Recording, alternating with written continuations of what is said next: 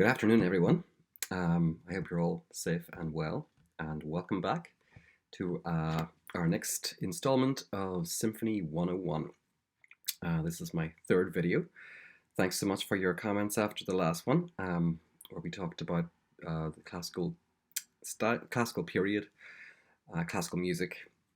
I heard lots of good feedback, including some suggestions, which we're going to take forward. A lot of people asking about a video on conductors, which would be an obvious one.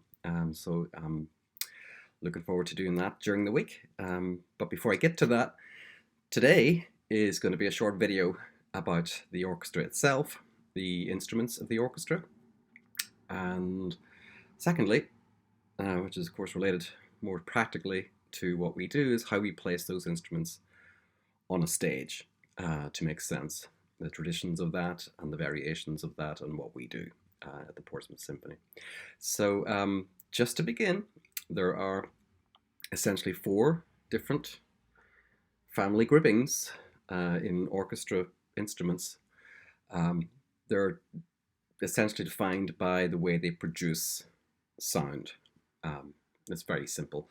So you have the strings family, usually sound produced by putting a bow on a string and drawing across. It vibrates and releases a sound, a pitch.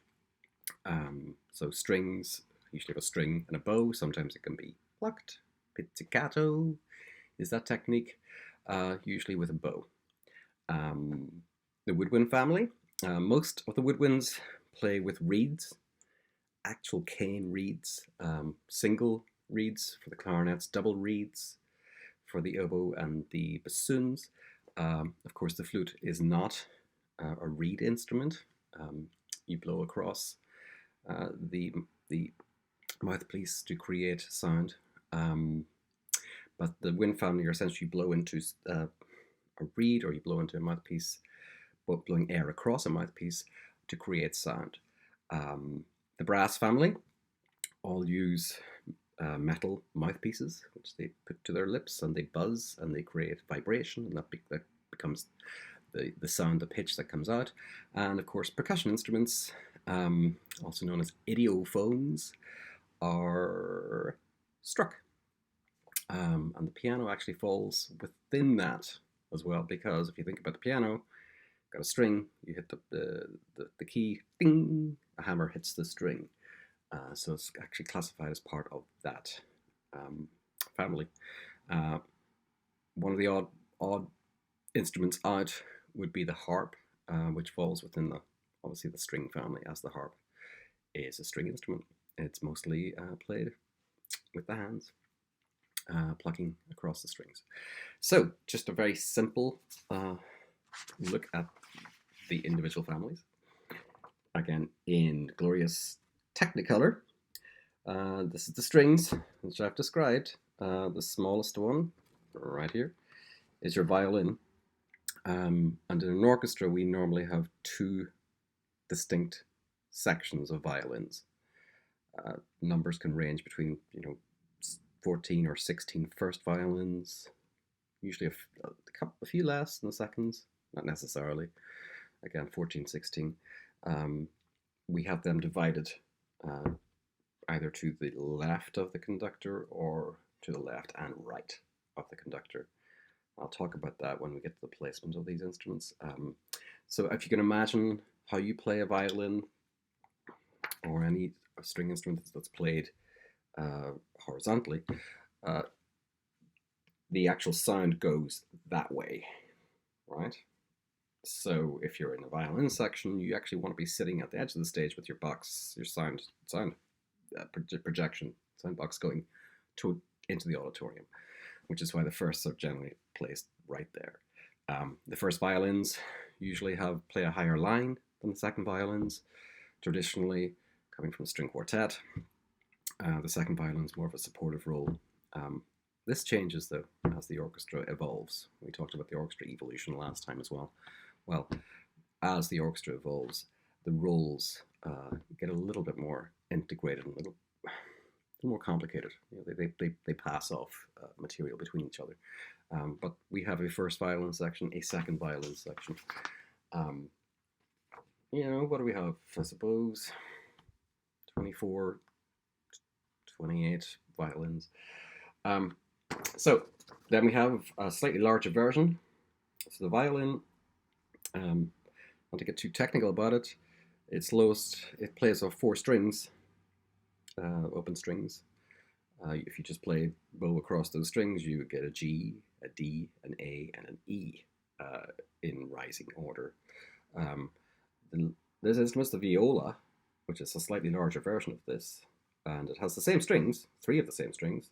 You add 1 more, so you get the C string, which is below the G of the lowest string on the violin. All those notes are 5 notes apart. So basically everything's based on the interval of a fifth, 5 notes apart. So you can play it pretty fast. A lot of scale work, passage work on string instruments. But that's the viola, and the viola sits usually in the heart of the orchestra. It's the kind of middle voice, inner voice, binding the string sound together. Sometimes you'll find them on the outside, I've done that. It creates a different sound to the string section. You're usually doing that because you want to move these guys, this one, the cello, somewhere further into the orchestra. Sometimes go beside the first, but we'll talk about setup in a minute. But that's your viola. Then you go to the instruments where you're basically playing against gravity. So we have the cello, which has plays the same pitches as the viola, except an octave lower. So it's twice the size, essentially. Played sitting down, obviously, and usually at the outside of the stage, because as we call it, the wingspan of a cello is pretty big, right? 2 meters, some people say. So it's big. So if you put them on the outside of the stage, half of it goes into the auditorium. Practically speaking, it's a good place to put them for space. But in terms of where they would fit into the sound, that can change. And this big guy is the bass, the double bass, which is a member of the violoni family. And actually the strings on this are in reverse. Well, it's so big you can't really get around it in fifths, so they use the interval of a fourth, so it's the reverse, E, A, D, and G, right? In ascending order. And they usually play behind the cellos. We've talked about this before. Basses are normally doubling the cellos a lot in their line, usually an octave underneath it, and they're playing along the same thing. So they're closely connected, so they like being together. So these guys are usually kept together. And finally, we have the harp, which makes an entrance in the orchestra in the 20th century. No, that's not true. 19th. You'll find it in Tchaikovsky. Berlioz, actually, way back, early in 1828, Symphonie Fantastique. You had 2 of these in the orchestra. So it does make an entrance into the orchestra, and is usually placed with the violins on the conductor's left side. So that's our strings, and they usually are at the front of the orchestra. Next up, more color, great. There's the woodwinds. So just in order of, no particular order, but order of usually where they're sitting, we have the flute. It looks like that's it. Flute, and the little smaller guy beside that or above that is the piccolo. That's one of the auxiliary instruments.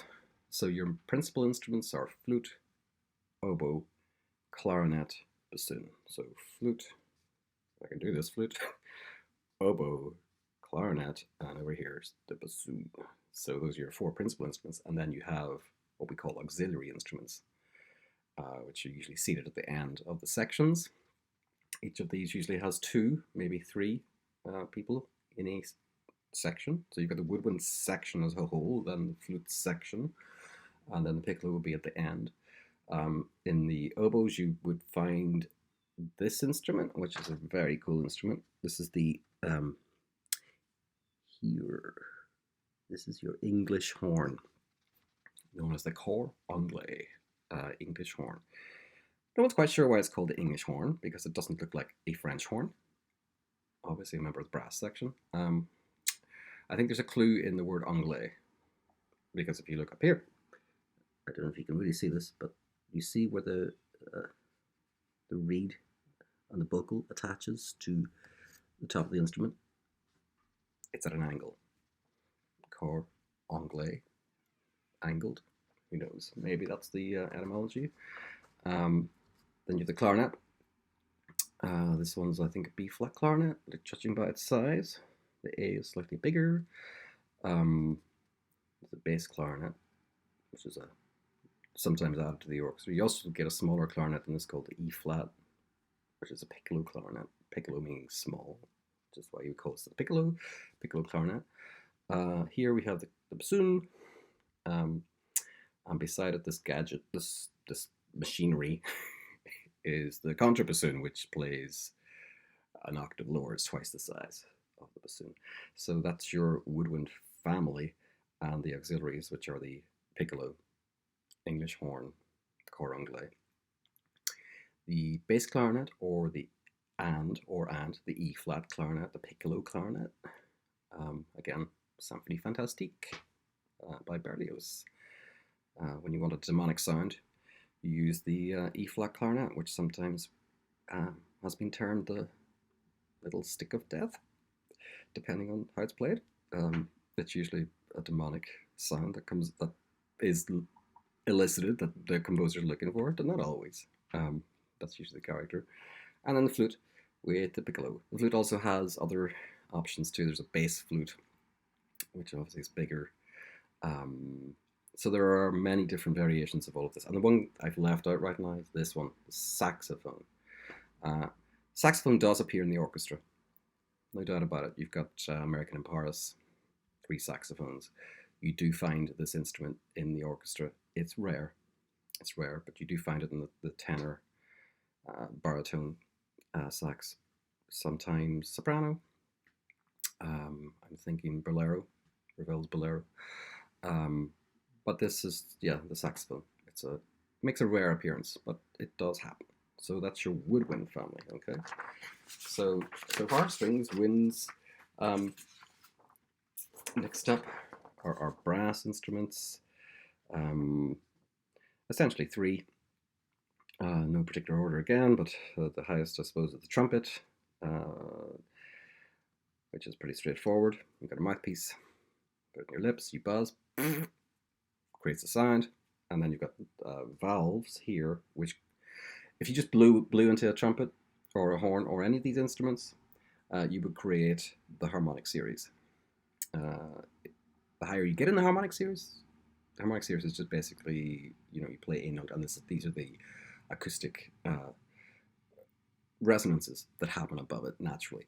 So if you just play as it is, you're going to get an octave, a fifth, a third, so you're going to get all of the different partials of the harmonic series appearing. Higher you go, closer those are together, which is why a lot of these, certainly these 2 instruments, the French horn and the trumpet, you play pretty high in its acoustic characteristic or acoustic placement. This one, valves, trumpet, so you can play all of the notes. Same with the French horn. So the trumpet's just played straight out. French horn is a strange little instrument in that it is played backwards. You're sitting here, there's your hand with your valves, and your bell is pointing that way. So you're actually playing backwards, which is in and of itself quite a trick. So that's the French horn, which it's an interesting looking instrument. Beautiful looking. And then trombone, which is played instead of valves, you've got a slide, which moves through 7 positions. You can get all of the notes. This is a tenor trombone. In orchestras, you usually have 2 tenor trombones, and at the end, you've got a bigger one called bass trombone, which is usually joined up with this guy, which is your tuba, bass tuba. And that's the kind of the bottom end of the brass section, but covering the entire range, which all of these families do, right? So they cover the entire range of registers. So that's the brass. And last up, we have the percussion. And percussion can be anything. It's kind of endless. Enormous range of instruments in percussion. Affectionately known as the kitchen department, because of all the bits and pieces that you usually find in it. But it's usually separated into two, if not three, different groups. The first is the timpani is usually a timpanist is a separate from the percussionist. The timpanist is the designated timpani player, usually of 4 of these, and they're usually behind the orchestra, and that's one person plays that. Piano's kind of another separate category as well. And then you get the percussion instruments, which are a whole range of things. Here we've just got some of them, more common ones: bass drum, cymbals, triangle, snare drum. But it's endless, really endless variations, including, you get wind machines, and in the case of Mahler, you get hammers. So it just endless possibilities. So how do we put this on stage? Well, 4 sections, and it's the common question is, why is the orchestra set up the way it is? Well, to be honest, musicians can be practical, and the orchestra has evolved because of essentially the needs of each group. This is a kind of basic map.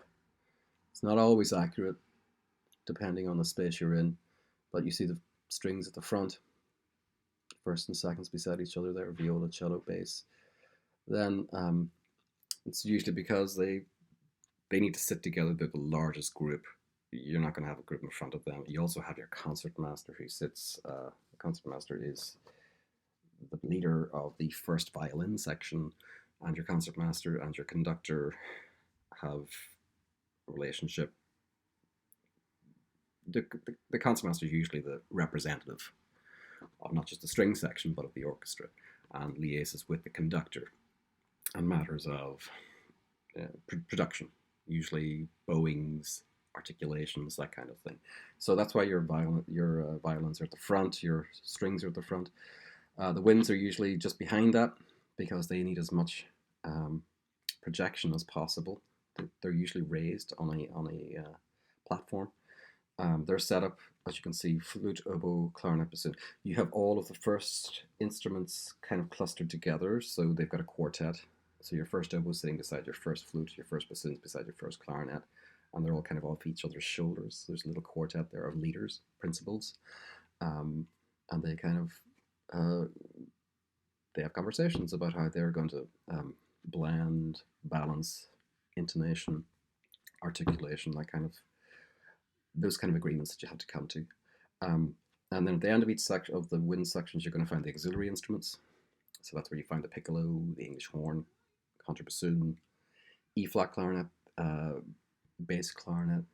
And then behind those, you get the brass.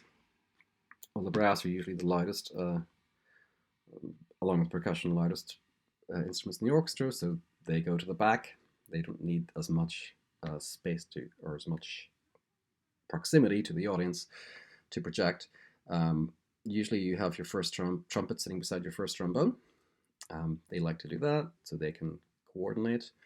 Your horns are normally off to the conductor's left, very simply because their bells are pointing that way. They're kind of pointing out this direction, right? So you want them sitting so that their bells are pointing out towards the audience. And behind that, you have your percussion section. Usually the timpani are in the middle, and the percussion over here. Harp, as you see as well, is here in with the violin section. Now this setup changes. It's not completely set. It depends on where you are. It depends what orchestra you're playing with. It depends what repertoire you're playing. Sometimes, especially the Mahler Symphony, Tchaikovsky 6 we looked at last time, the Pathetique Symphony, you might have the first violins here opposite here over second violins, so you get this stereo effect, which those composers tended to write thinking in that way, so sometimes we play it that way. In that case, we can move the cellos into either the second violin position or the viola position. It depends. If you put it over here, though, usually means that the basses have to go in behind. So that's the setup of the orchestra. That's what we're looking at when we look at a stage. And it's got the 4 families of instruments. So I'm going to stop here. I've done 20 minutes, and I think that's long enough. So I'll leave you with just those thoughts on the instruments and setups. And next time I'm going to talk about the role of the conductor. So have a wonderful rest of the weekend and start of the week, and I will see you on Wednesday.